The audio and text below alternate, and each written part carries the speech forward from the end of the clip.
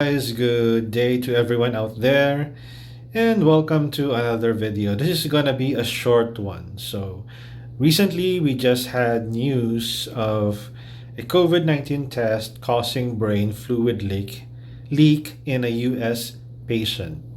Now, this is a problem wherein people are just reading the headlines.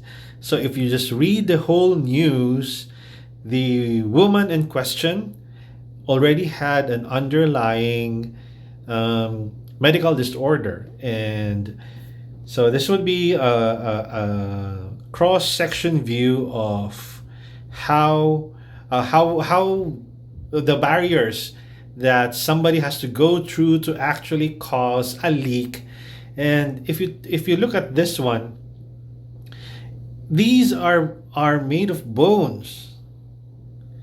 It's highly impossible for somebody to be able to puncture this using a cotton swab.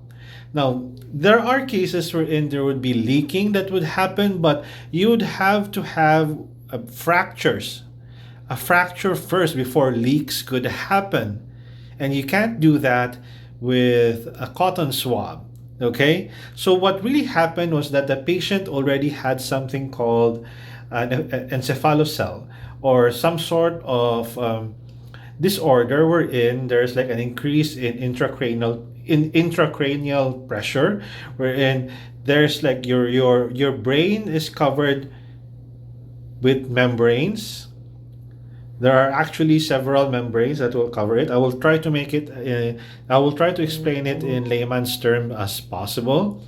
And circulating around the brain is a fluid that will cushion the brain from impact within our own skulls, okay? And there's a membrane. So what she had, the woman, was already a problem we're in. Fluid was building up, and from the bones itself over here, an encephalocele or sac, or just imagine a balloon building up and small areas of the balloon protruding. So something protruded over here. Now, it could be similar to what you could see with an infant with hydrocele. It's just that in an infant with hydrocele, the bones of the skull are not yet hardened, so it still grows.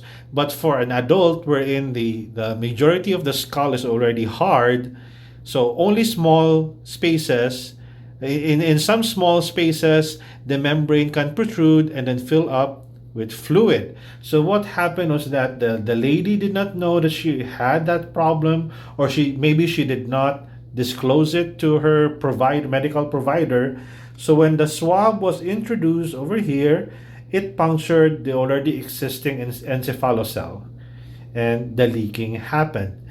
And please do not shy away from getting tested.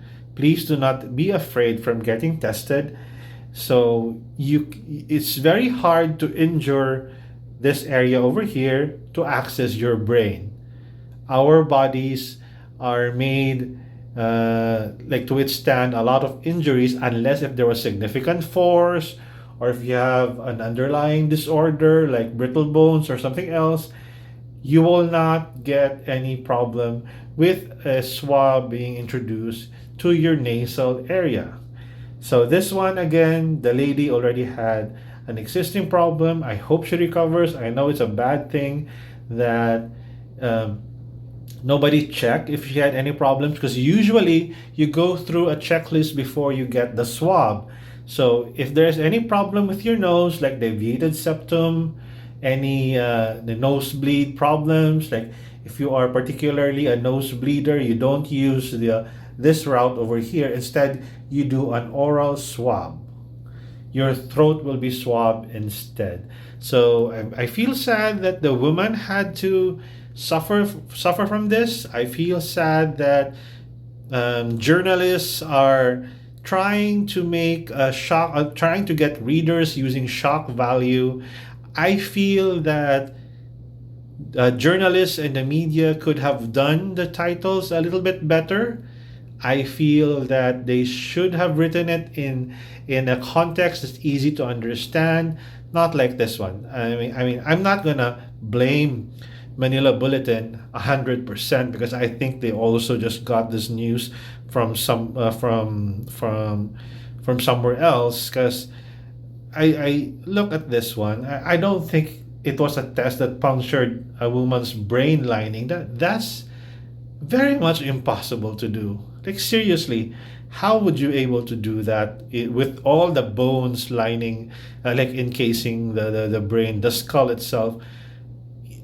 Even you could bang your head and there won't be any issues with leaks. Like you would have to have a specific fracture somewhere right over here and here for you to have a leak that is being described, that is being wrongly described, by the way. You also have the sinus as a protection for you guys. Sinus over here. It's really hard to cause a leak, especially with a cotton swab. Okay, so I hope that everyone will stay safe. Still do the test if you're able to. If you are exposed, still do the test. If not, then if you're not really comfortable with the nasal swab, then request for an oral one. But if there's no other availability of the oral swab, then I do hope you understand. Yeah, you have your rights to deny the nasal swab, but do know that it's a situation of life and death. You could be a carrier, you could infect your loved ones, and you could be infected also. And if something happens to you, you might get the wrong treatment. Okay, there's our doctors, our healthcare workers. I'm a nurse also. Are only human. We rely on diagnostic tests to be able to do our job. We cannot just look at a patient and say this guy has this and that. We don't have mind reading powers. We don't have superpowers that can scan the body of a person. So I hope that people will still trust our healthcare workers, the doctors and nurses, the lab techs, and everyone else working right now so hard to keep this virus under control. Okay? So I hope everyone has a good day. Any questions so far? You can write them in my comment section below. Yeah, it's unfortunate that they didn't, even with the, like this one, even with the description here, like I understand the title would have, like a title would need to summarize everything and it can't explain everything, but with the post that you have here, they could have done a little bit better. But I'm not gonna accuse the writer of this one. I just hope next time Manila Bulletin, the editor in chief, to try and be a bit more tactful and truthful in your social media post, especially since something like this can be easily shared and people don't have the time to read the whole article.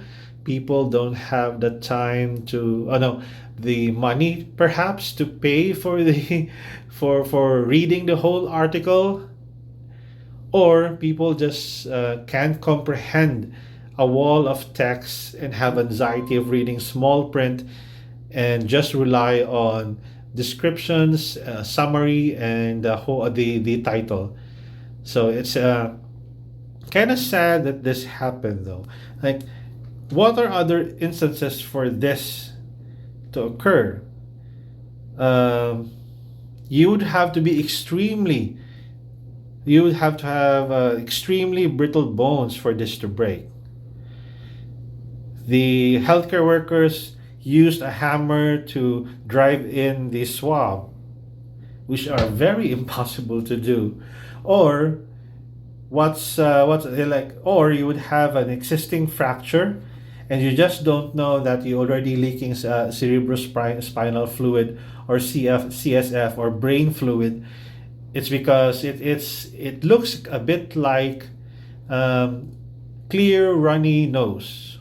Okay, so I do hope that everyone calms down. I know it's hard to like relax in these days. I mean, I know people are also not just having problems with the virus itself, but also with the lockdown. They own businesses, or they require stuff from other businesses, or they can't buy their favorite things, or whatever. I hope you guys are still taking care of yourselves. Let's just cooperate for now and hope for the best, pray for the best. So that's about it. If you like this video, please subscribe. You can share this video with your friends, and I hope that they will also get some sort of enlightenment with the situation. And yeah, and I hope to see you guys next time when I upload my video. Press the notification bell, and I will be uploading more.